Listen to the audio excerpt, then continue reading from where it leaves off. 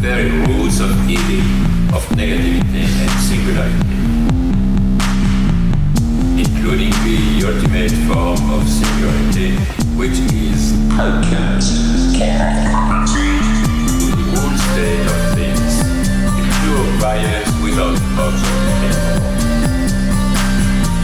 This is the typical violence of information.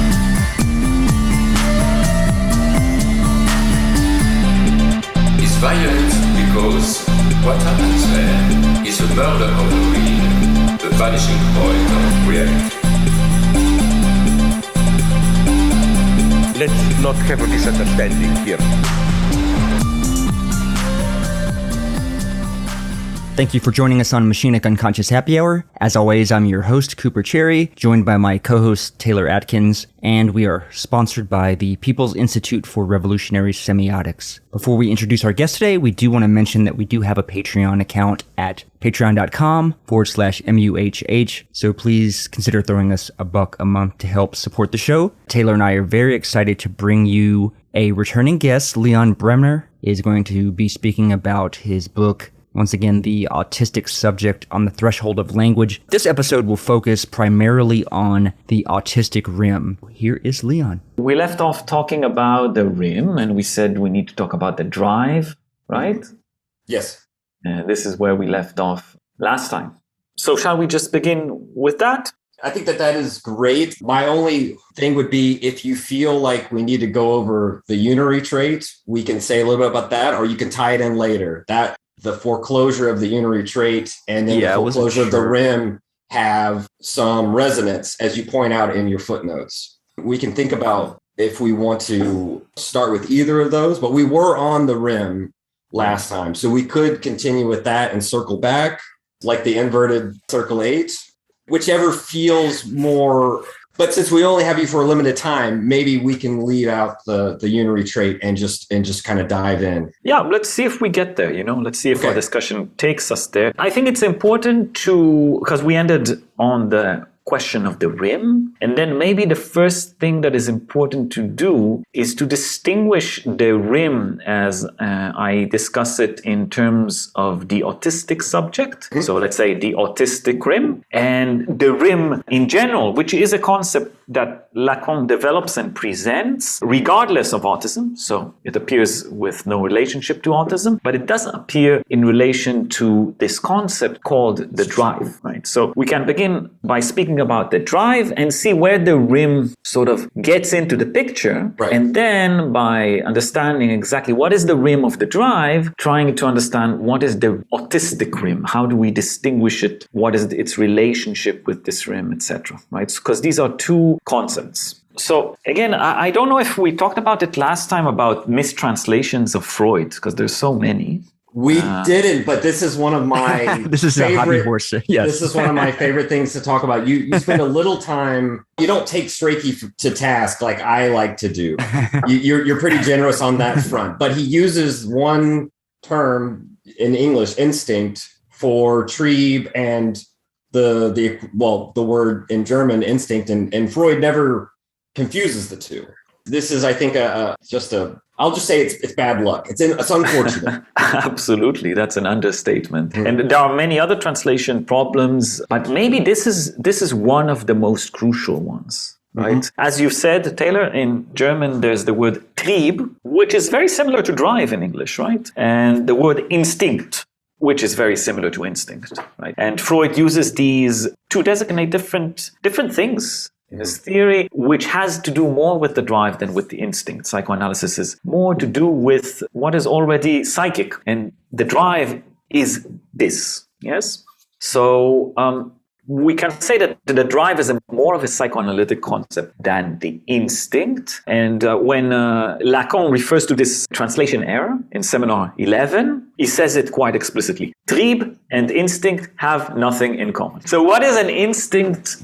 Let's try and generally define it. An instinct would be a hardwired biological program that, let's say, compels the organism to survive. Right? So the instinct acts to fulfill certain needs by raising tension levels and lowering them when these needs are satisfied. And in this sense, we can associate the instinct with the natural rhythm of the body. And I always suggest to look at it like a sinus wave. So there's if the sinus wave goes up, let's say one is hungry and hungrier, and then someone eats and the sinus wave goes down. And this continues. This is the rhythm of life, the rhythm of the body, let's say. The drive is something completely different. Starting from the end or starting somewhere from the middle, I can say that the drive is a unique product of the encounter between let's say, the biological organism or the body and language. So the drive is a product of this encounter and it manifests in the psyche. So it manifests as a major part of the psyche. And what it does, it embodies this effect that can be described as mutual between language and the body. So there are these mutual effects that are the outcome of this encounter. Now, rather than being equated to the instinct, we actually can say that the drive originates exactly from a rupture in the instinctual organization of the natural world, let's say of the organism. It's something we can call a break, sort of, that manifests there. And what it does, it thrusts, let's say, something from what Lacan will call the register of the real. But we can say, I sometimes call it this primal original vivacity of the body into the domain of the symbolic, into the symbolic reality. And it does so through the introduction of the order of the signifier. So this is how Lacan views things. And if we will be a little more Lacanian, we can say that the drive emerges as an excess produced by the cut that the signifier introduces into the real, right? So this would be a very exact formulation to read and read again, right? And if we go back to Freud, and we don't want to be so Lacanians at the moment, so we can say that this cut that we're talking about, this cut that Lacan associates with the signifier, well, we can say this is a cut that circumvents the orifices of the body, or what we call in psychoanalysis the erogenous zones or organs. And for Freud, this would be the oral, the anal, the phallic, and Lacan adds to the list, and in Seminar 11 kicks out the phallic from the list. So we have the scopic for Lacan, so this would be having to do with the gaze object, and the invocatory has to do with the voice objects, with hearing and the voice object. And these are the names, we can say, of the drives in psychoanalysis. Right? Oral, anal, scopic, invocatory. This is for Lacan's psychoanalysis. So this is a brief introduction of the drive, and we want to talk about the rim. So the rim is introduced a year later. So what I've been discussing right now is you can find a lot of it in Lacan's Seminar 10. In Seminar 11, Lacan presents his deconstruction of the drive. This is how he calls it. And he actually goes back to Freud and he implements 4 Freudian components of the drive. One is called Drang in German, which is thrust. There's the Ziel, the aim, Objekt, the object, and the Quelle, the source.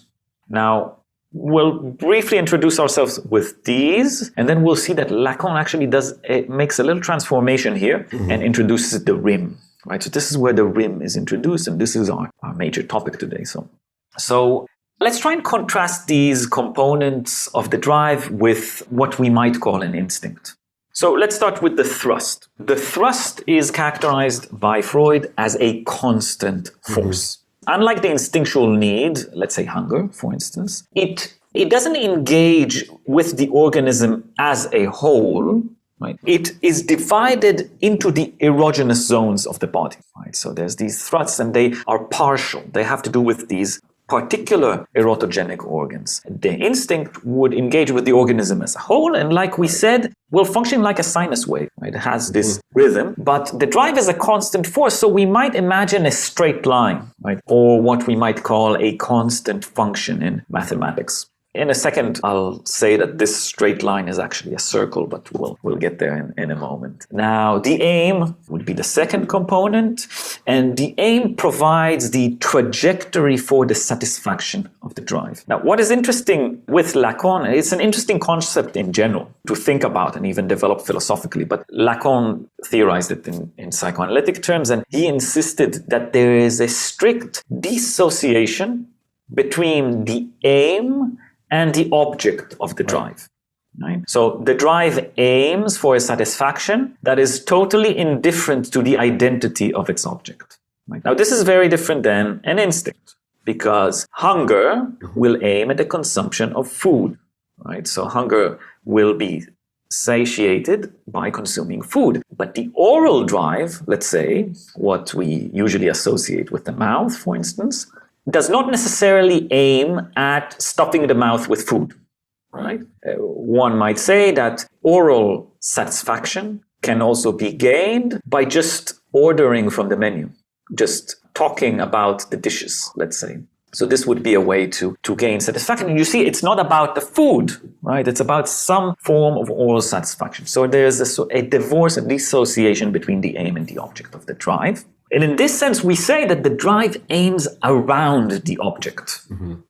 So the satisfaction is not achieved by shooting an arrow that hits the object, but it's achieved by getting this arrow to continuously revolve around the object, demarcating its contours. And this is why we argue in the Lacanian orientation that the drive reaches its goal without attaining its object.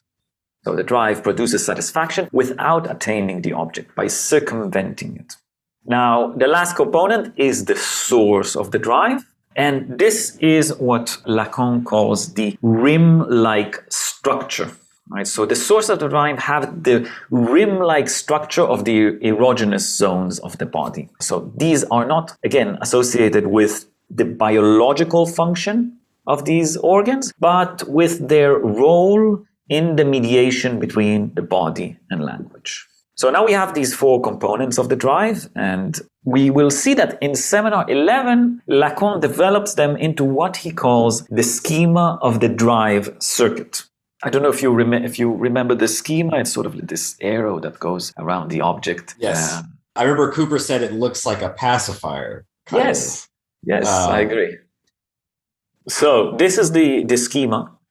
And what you see at the center of the schema is the drive object. And here it's marked by this letter A, marking the object A, objet petit A, which A is a general name to call whatever would be a drive object. So it's sort of the general designation of drive objects. Right? There would be the oral object, the anal object, the scopic object, but A is a way to generally talk about them all, because they have some common features. Now, on the right, you will see the source of the drive, and you see that it is explicitly replaced by Lacan with the figure of the rim, right? So you see it's written there, rim. And the thrust of the drive is represented in the schema by the arrow that moves in a circular trajectory around the object. It originates from within the rim. It aims its trajectory around the object, finally returning to its source, which in the schema is designated by the goal. So what the schema does, it accentuates the dissociation between the drive's aim and its object. And this time it demonstrates that the drive's goal is not the attainment of the object, but the return to the source.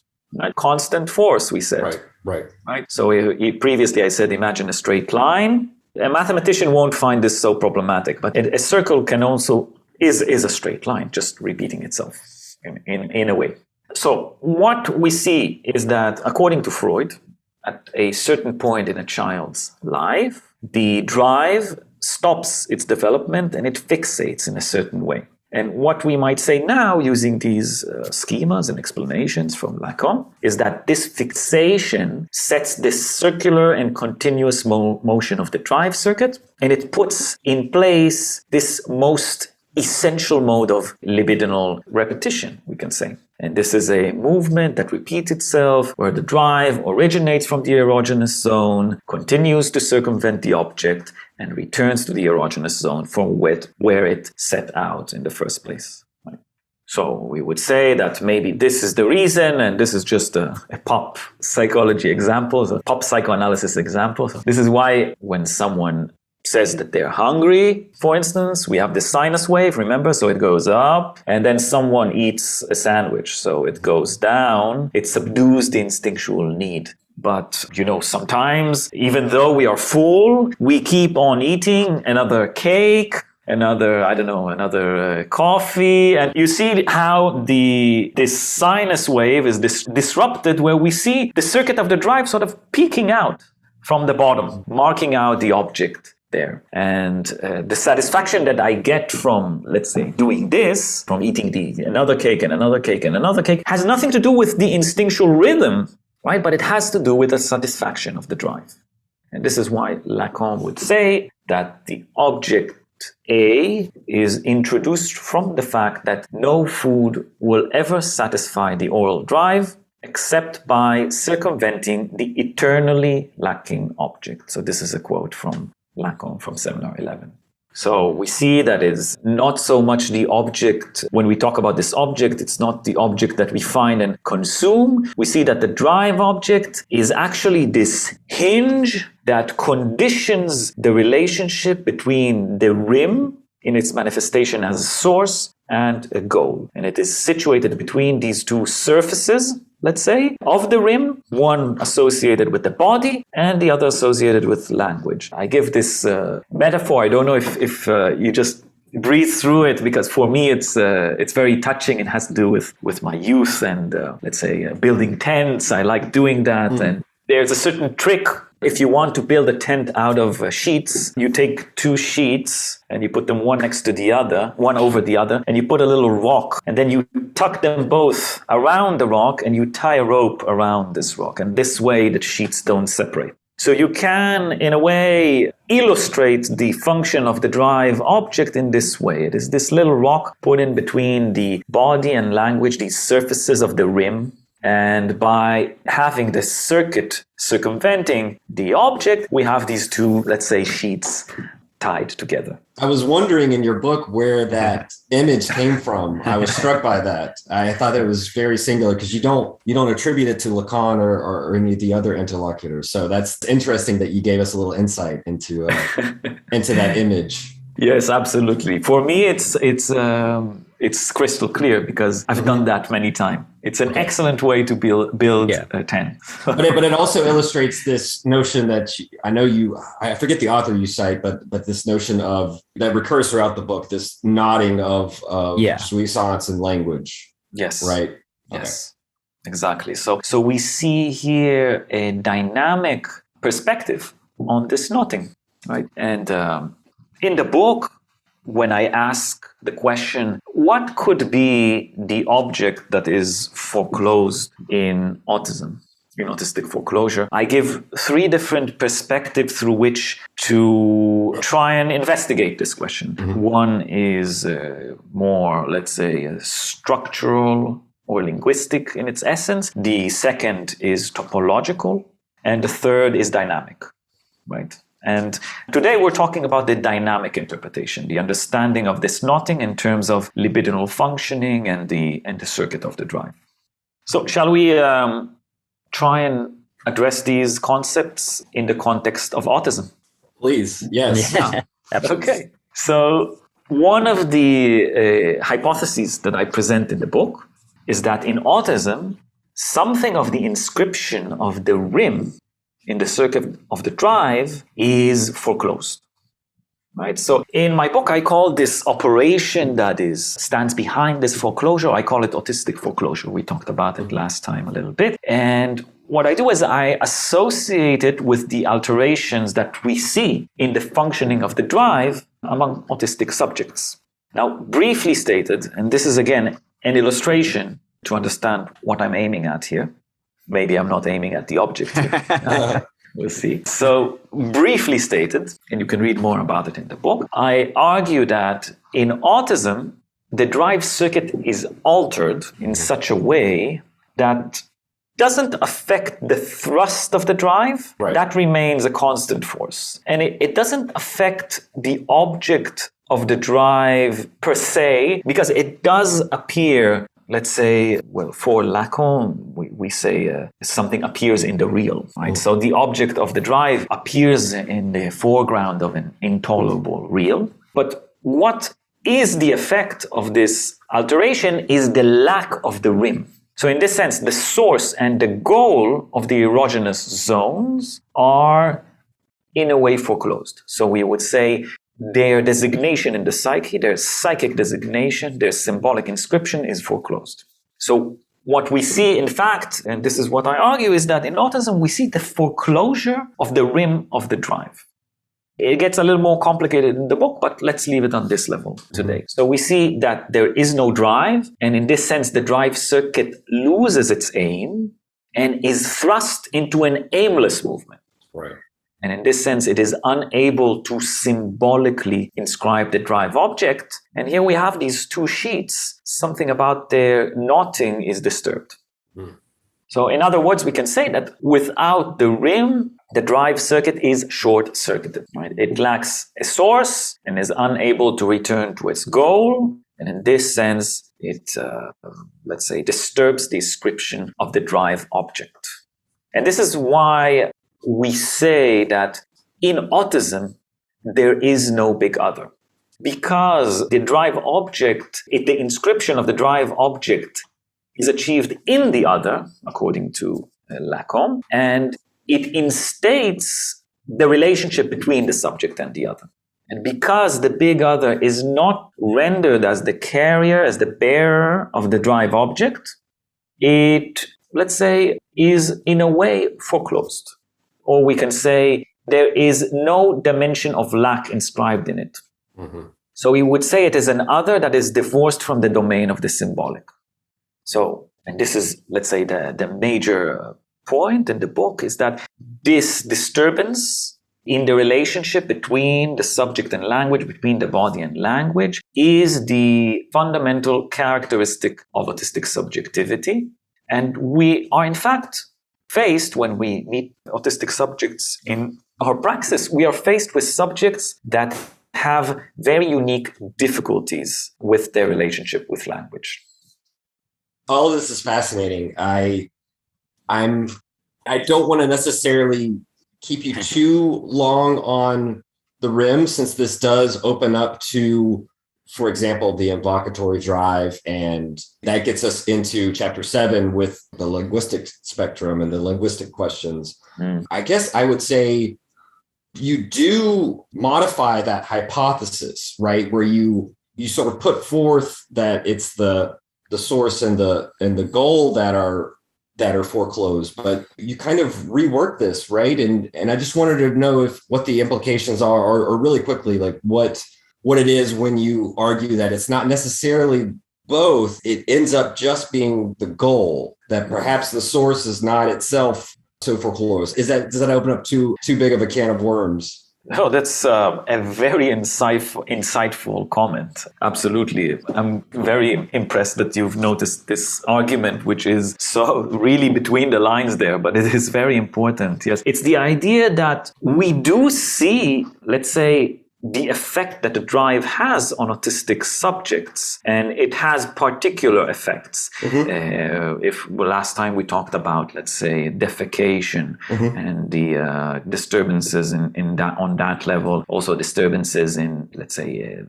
dealing with sounds or engaging with speech. So we see disturbances which can be described as drive stimuli that intervenes in the subject's reality. So if there is no source to the drive, if the body doesn't function as a source, where does this excitation come from?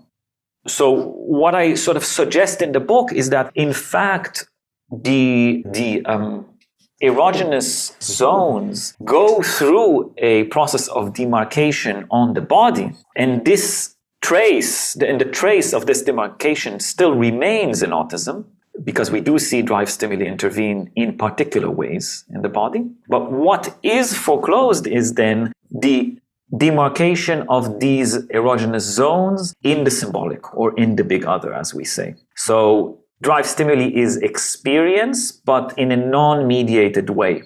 It's experienced through its different modalities, but there is no, let's say, at these, let's say, for some subjects at some points, there is no capacity to symbolically mediate them.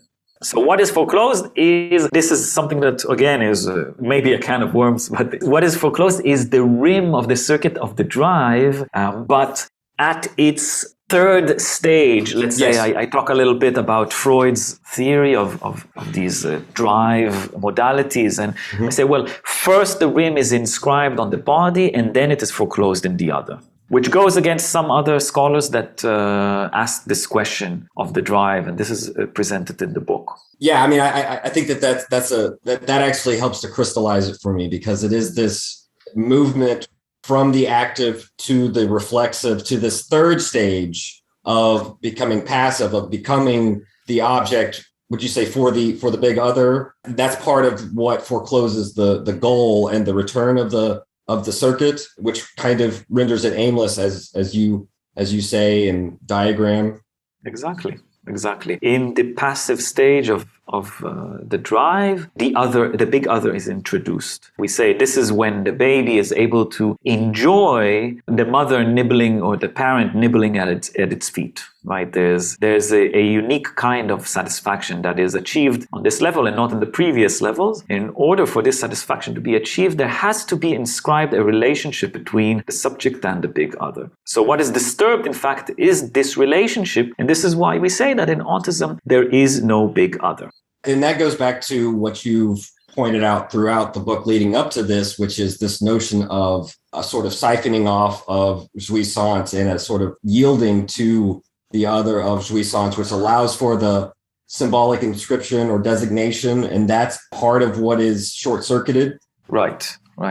And we can approach this in many different ways, but I think that one of the crucial ways to approach this, and this is a question of the usefulness, or I think the capacity of psychoanalysis to engage with the question of autism, is, well, okay, the big other is associated by Lacan with the locus of signifiers, with the place of language, with the place of the symbolic.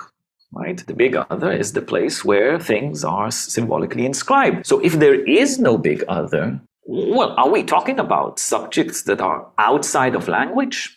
Right? This is a huge question that is raised. And many practitioners of autism, well, they sometimes say that or feel that the autistic people are outside of language. They're mute, or they don't understand, they don't use language to communicate, etc.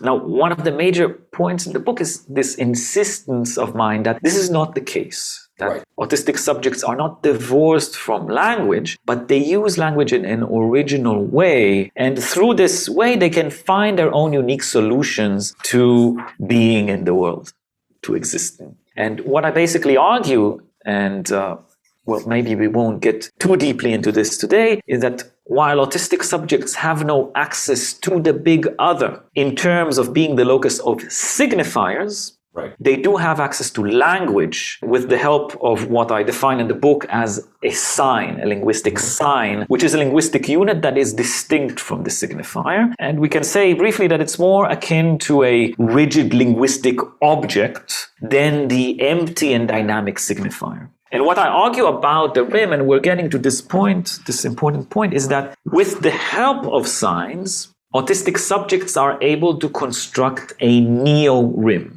So this would be a supplementary rim. It's not the original rim of the drive circuit.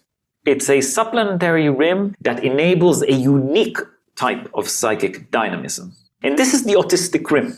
And what I argue is that through the work of repetition and memorization, autistic subjects are able to develop this neo-rim based on their linguistic functionality and up to the level of total independence, right? So this is sort of an optimistic idea that I progress in the book just because, I base it on the testimonies of autistic subjects. And what I try to do in this chapter 7, as you said, which is the most clinically oriented and maybe the most practical, is I attempt to identify different modalities in the utilization of the sign in the construction of the neo-rim.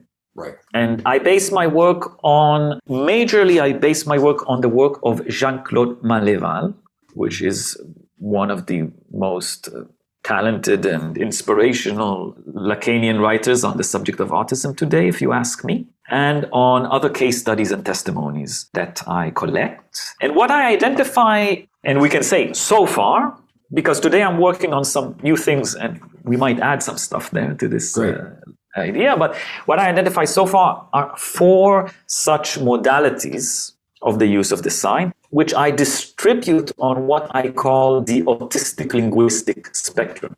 And this is sort of an alternative and a little wink to the autistic spectrum disorder framework, right? It is not the ASD, the autistic spectrum disorder framework. It is the autistic linguistic spectrum, which is an alternative to the behavioral cognitive framework of the autistic spectrum disorder. And what's interesting about it is that it provides meta-psychological categories with which one can identify these modalities, and through their identification, a particular dynamism of the subject is identified and can be engaged with on the level of the body, on the level of knowledge, and on the level of the social bond. And each one of these modalities dictates a different mode of operation for the subject, and in this sense, it necessitates a distinct psychoanalytic position in the treatment and facilitation of autism. And in the book, I present these modalities called the absence of the rim, the protective rim, the dynamic rim, and the hollowing out of the rim. And these are the modalities that are distributed on the autistic linguistic spectrum. And at this point, I'll leave it to you to decide where we take it from here. One of the things that I found so fascinating about this chapter is this notion of supplementarity. You've touched on it. We discussed a little bit about the signifier and the sign last week. And you're correct to say that Malleval is obviously very important to your work as a whole, but this chapter as well. And one of the fascinating things that I thought was in your footnotes, which I do love, and I feel like they're little breadcrumb trails to extending the line, right, the lines of thought in your book. I wondered if we could, since we've discussed the rim and you laid out the different modalities of it, which you have a beautiful diagram at the end of the chapter for, but in one of the footnotes, or in actually 2, I believe, you say that in some of his most recent work, say in 2018, Malleval has moved from a position whereby the autistic subject seemingly doesn't have access to the symbolic or to signifiers, but now it seems like there's this shift that you start to point out where perhaps by way of supplementarity, the autistic subject can begin to sketch out or to hollow out a place whereby to access or to have provisional access to this world that was seemingly fully foreclosed. Is that still a problem that you're working through, or is that part of future research? Is this something that you're still working on? Yes, absolutely. Yeah, you've identified the most pressing issue. Yes, and it's a big question, right? And yes, it's in the footnote. It's great that someone reads the footnote. It's terrific. Oh, I love your footnotes. I do. Good. So yeah, there's a certain question. Are we talking about the primacy of the sign in autism or the sole recourse to the sign in autism? Right. This is a question that is sort of still debated, let's say, between some scholars and also with Malleval as well in his recent publications. And it's true that Malleval has shifted into thinking about an access to signifiers. And it's a good question. And I think at this point, it becomes a question of definition and concepts, because I think that there's a certain agreement that I can say between us or between the scholars that deal with this, that the several functions that are associated with the signifier are accessible for autistic subjects. So it makes you ask yourself, well, are we talking in fact of a signifier or of a certain transmutation of the sign, right? A certain particular use of the sign. Now, I can just present my view on it. Please. One of the interesting concepts that Maleval starts to work on, and I further develop in the book, is the synthetic other. Yes. Right? Yes. And we talk about the big other as the locus of a signifier, and in the book I present the synthetic other as the locus of the sign.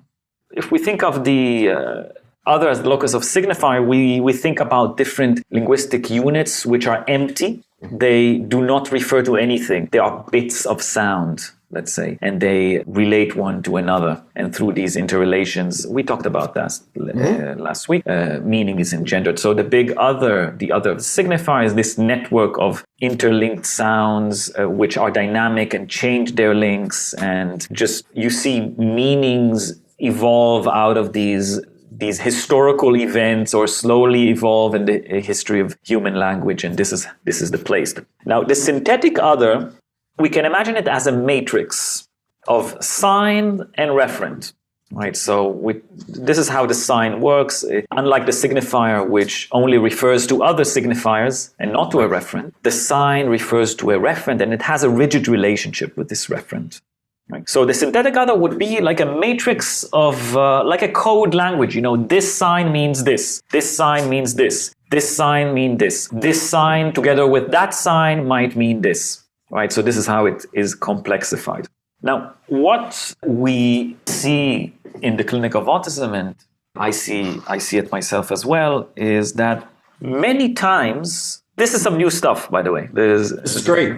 Not published yet, but hopefully soon. We see the problem of sticky signifiers, one could say, or sticky signs, even more relevant, where a subject would identify with a particular word or a particular description, maybe even a description that one read in the dictionary. Autism is one of them, right? So, in, let's say, my work with people that come and see me and they say, well, I'm autistic. Yeah, sometimes it starts like that. I never take it at face value, even if the person had, a certain test, or how they call this, right, to see if they're autistic. I'm always interested to see what this means, to complexify it. Right? This is a sign and has a dictionary definition. And sometimes we see autistic people, especially those that, just live pretty good life. They're not troubled on the level of the body too much, or the level of the social bond. They have some problems with the social bond, or with the question of identity, etc. That we see these sticky signifiers that sort of like they have identified with, and it is very difficult for them to build a world picture in which this is not the exact definition of who they are or what they're doing. And sometimes these signifiers are problematic for them, because they come with like a heavy load. An autistic person that might find it a bit more difficult to integrate socially might collect these signs as a child or as an adult, and sort of these are the major signs that define it. Now, what we would do in this sense is try and identify points where this definition does not correspond with life experiences. And in this sense, ask the question, is this really the only sign that is relevant for the designation of this very fundamental subjective characteristic? Yeah? The goal is to introduce more signs and in fact refer one sign to the other. Mm-hmm.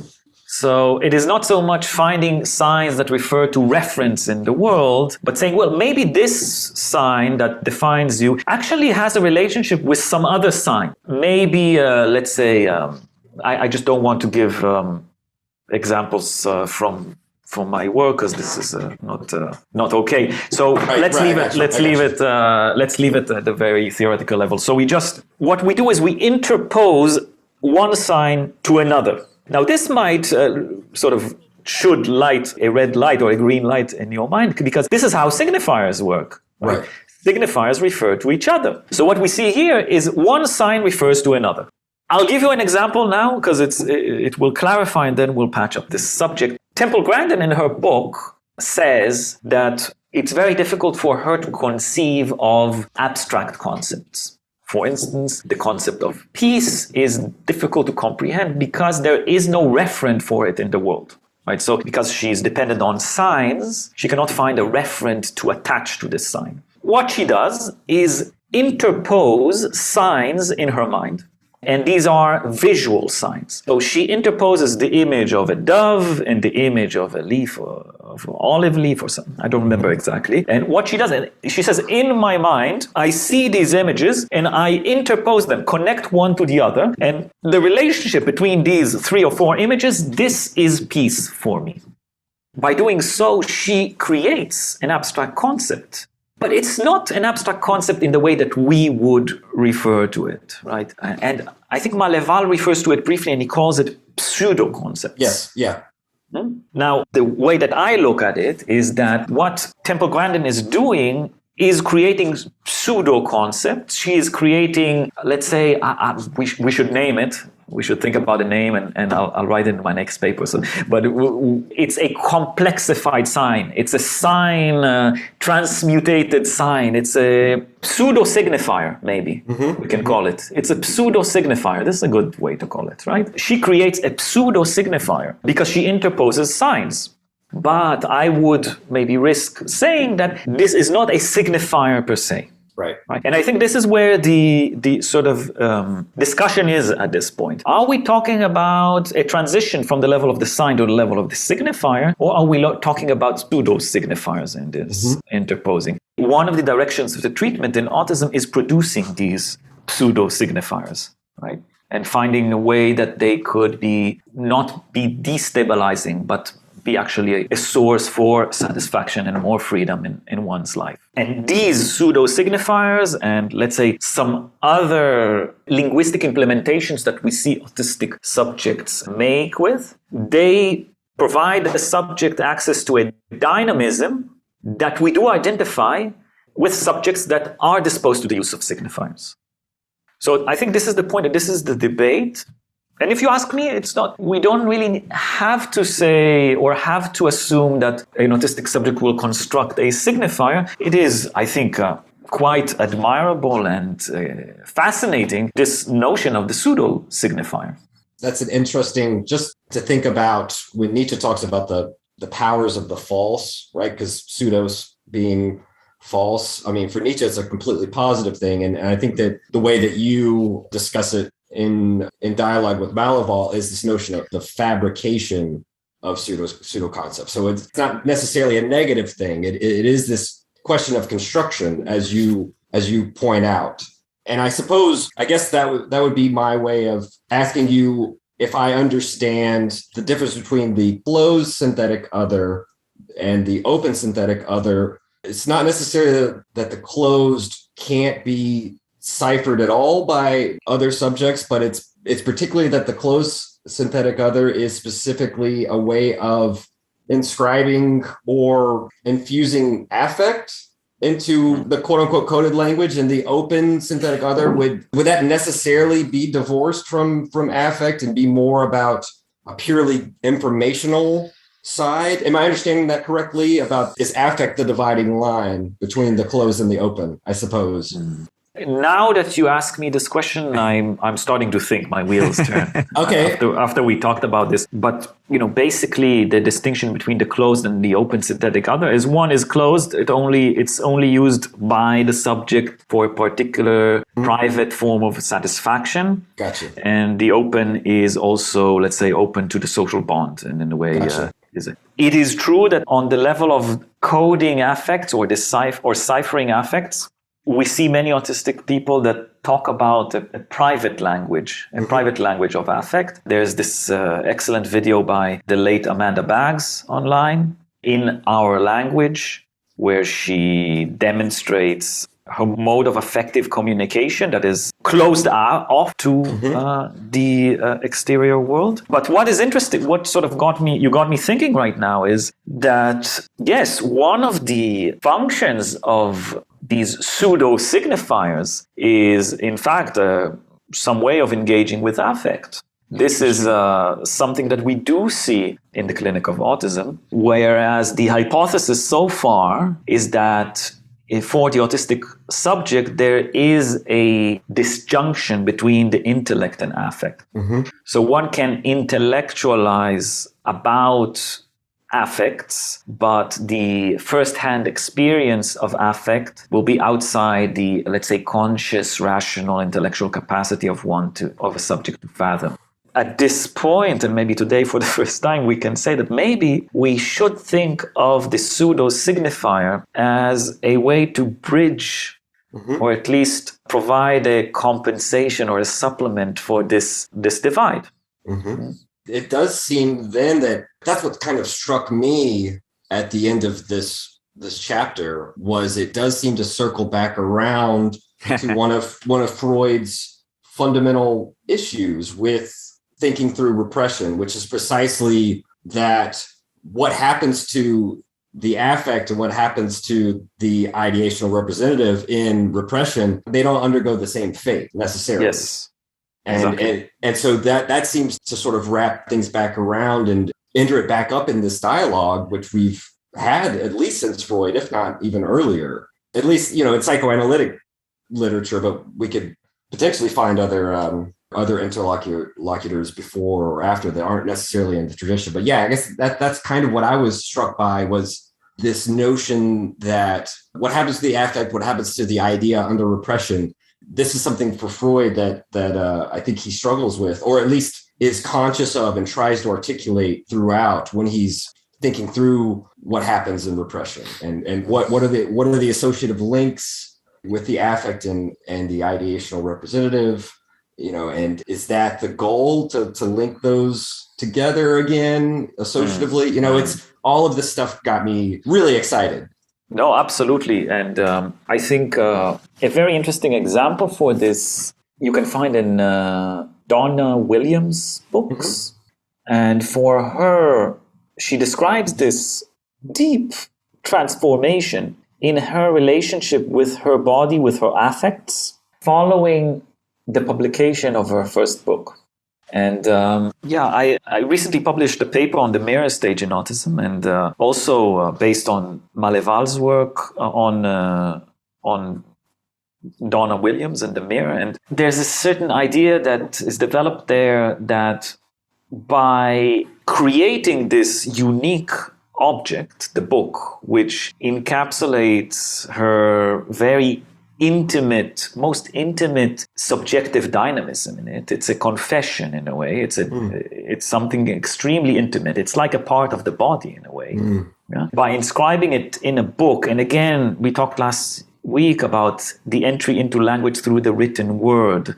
So we see here again, through the written word, something of the body is transmitted into an object that is then separated from the hold of the subject. So she lets go of it because it's published. And she says, now it's out of my hands. It was terrifying, she says. Now it was out of my hands. And what is interesting here, it is separated from the hold of the subject and invested in the social bond without the subject's control. But for Williams also gives her an opportunity to experience a separation that is not traumatic, that does not destroy her. And she says that after this separation from this kind of object, she experienced a transformation in her relationship with the body and affect. So we can say a transformation in the functioning of the drive circuit. So again, we see how the work of writing, literature, testimony can, in a way, be used and implemented by autistic subjects in introducing into their reality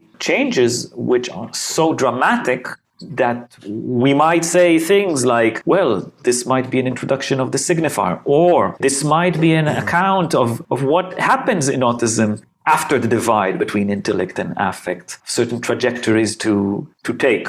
How are we doing on time, Leon? I just want to know. I'm having such a good time. I'm just like, well, I mean, we've been about an hour, I think, so far. So. Yeah, we didn't want to keep you as long as last time, yeah. But if you want, we can. Let's do it. Okay.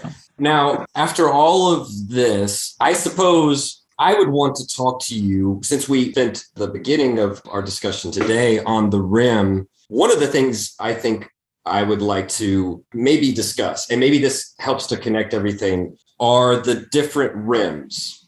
And you don't, I see that you don't necessarily want to, would I be correct in saying you're not necessarily arguing that these are evolutionary stages? Exactly. Correct? Because you do seem to share with Lacan and with other thinkers a resistance or a sort of, let's say, allergy to evolutionism. Yes. You know, in another footnote, you sort of, I think when you're quoting Lorenzo Chiesa and the unitary trait, which we're not going to get into today, but you mentioned that you keep with his language about levels, but you say that you think of them more as dialectical moments. Would that apply to these different rims in the same sense? And if not, or if that's not even a relevant question, can we maybe discuss this move or the differences between no rim, protective rim, dynamic rim, hollowing out of the rim towards what you describe as a transparent pole? Yeah, I mean, this is, again, excellent to see that someone's reading the footnotes. Absolutely, I do not progress a developmental approach to autism. So it's not the idea that there's this rim, then you need to sort of finish it like a Super Mario level and you get to the next one. There is something that I might say, which maybe might remind some listeners of that. The idea that, well, before we use language for its dynamic aims, sort of, I don't know, developing interests or engaging with our bodies, etc. I think that subjects would usually use language for its protective function. Before that, I think the curiosity towards language has to be sort of proven, in a way, engaged with. But not all autistic subjects experience these terrible invasions of drive stimuli that have to use language to protect themselves. So not everybody goes through the protective rim. But yeah, maybe I would say that if you do, then maybe you will use the sign for protection before you use it for your special interest. This just makes sense. But these modalities of the rim are just, let's say, modalities that can be identified in the testimonies and autobiographies of autistic subjects.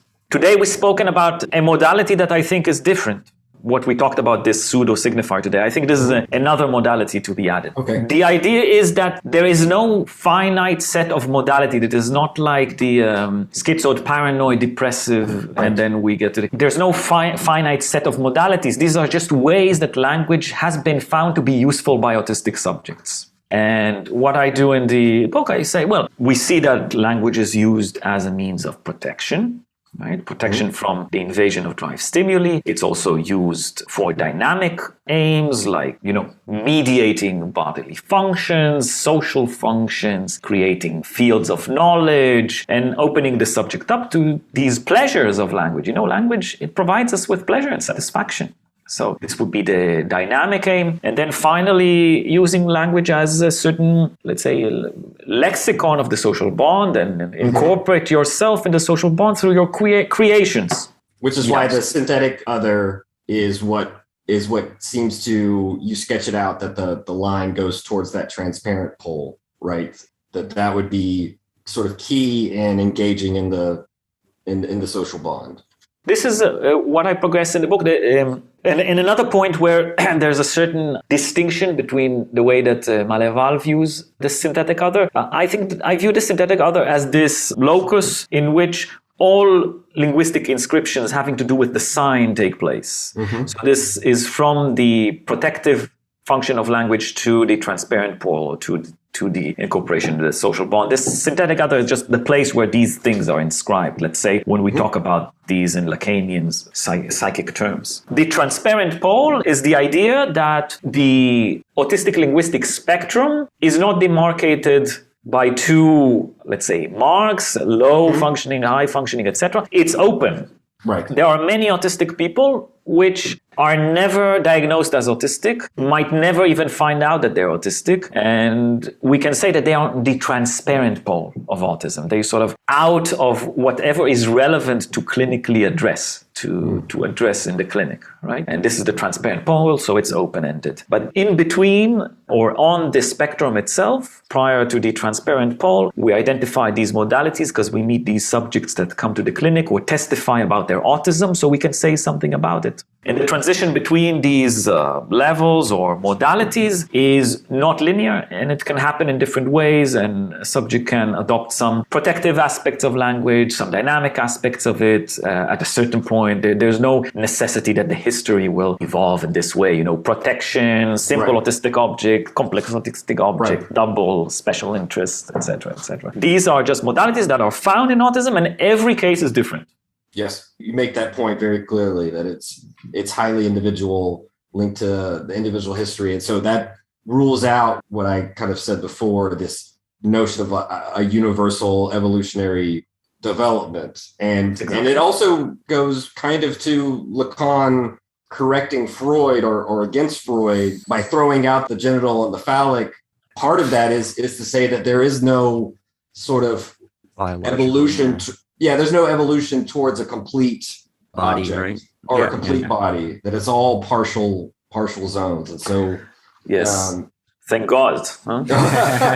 I mean, I'm a monad. I don't know about both of you, but I mean, and I guess that sort of is for another time. We could say it's related to there is no sexual relation, but I really found these different rims very interesting. And if I had to end on one thing, unless Cooper, you had, I've hogged the Leon. I had a couple of brief things. One, and I don't know if we have time or if this would be going too far back, but I was kind of curious just in looking at the way that the graph of the rim that you have that's focused on the drive. And, I do notice there's a kind of similarity there between that and the sort of graph of jouissance. And I wanted to maybe discuss, at least briefly if possible, this sort of differentiation between how the autistic subject experiences desire relative to lack, or the lacking the ability to lack, and maybe just talk about that briefly if you can. If it's too much, then don't,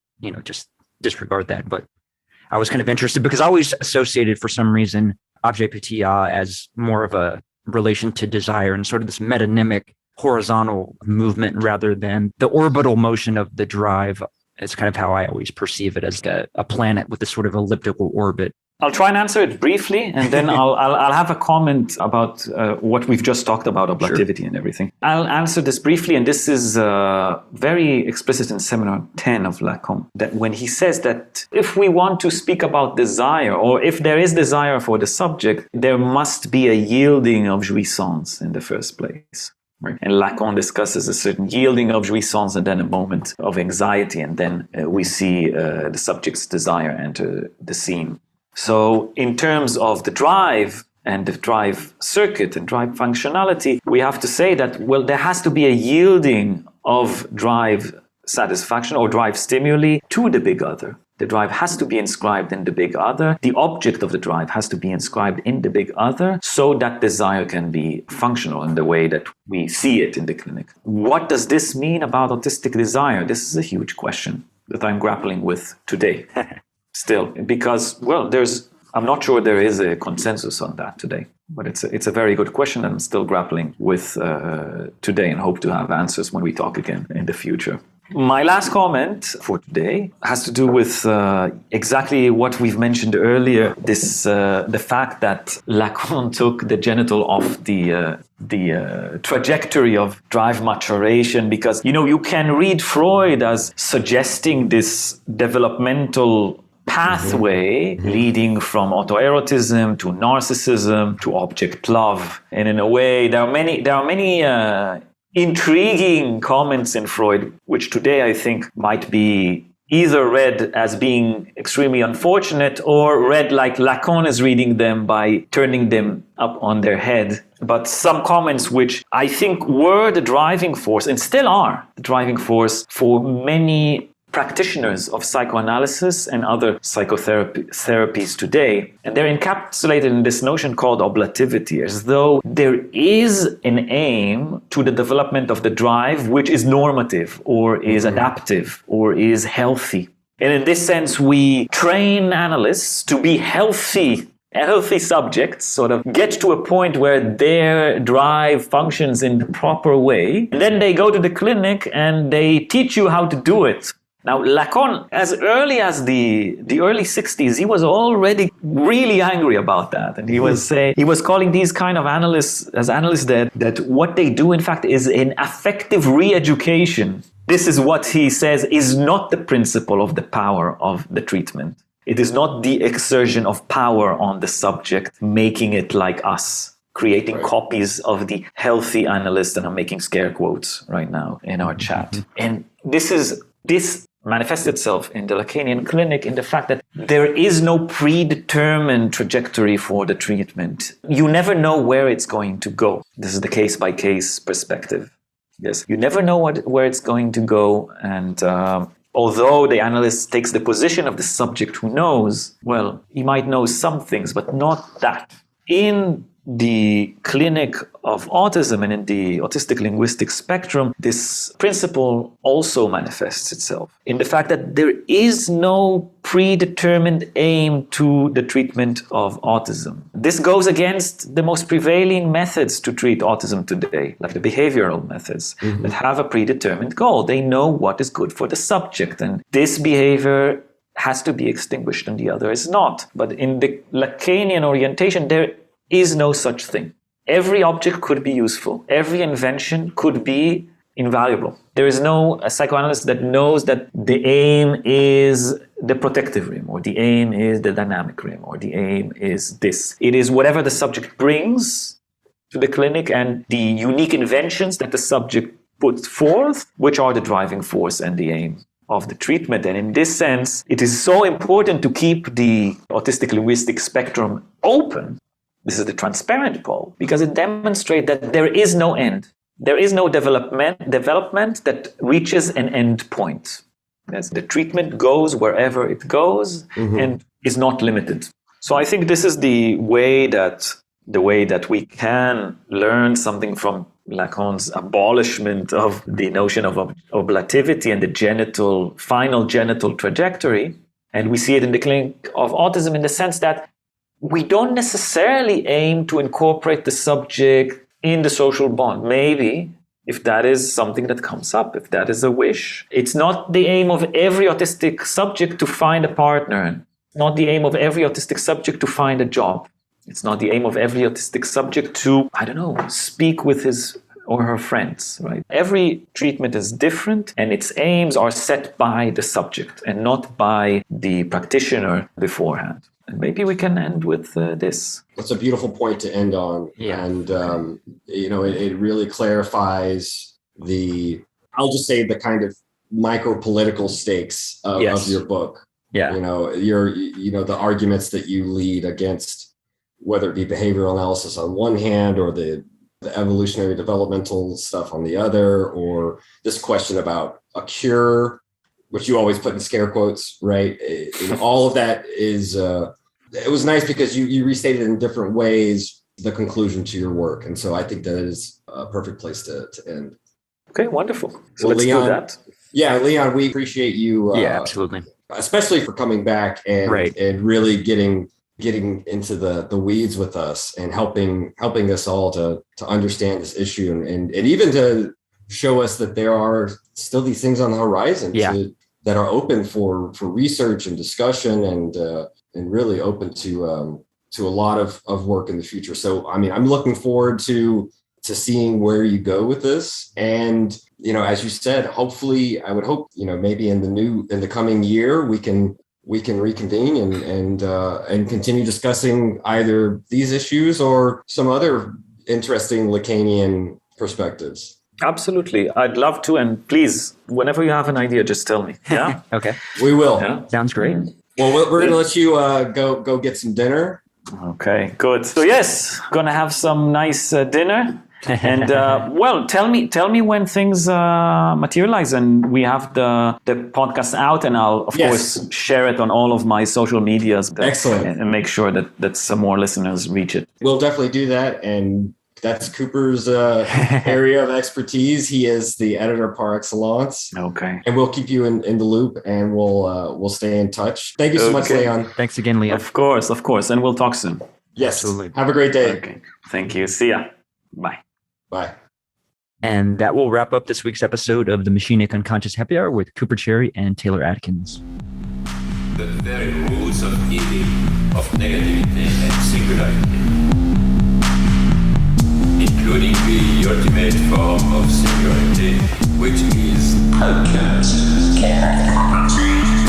The whole state of things, the pure bias without object anymore. This is a typical violence of information.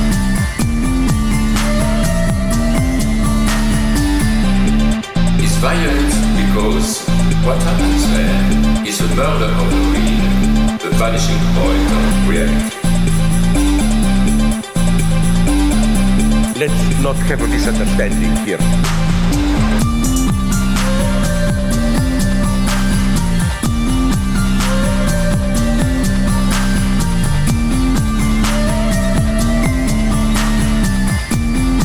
What I meant is the following. With nothing left but recycled, whitewashed, lobotomized people, as in Clockwork Orange.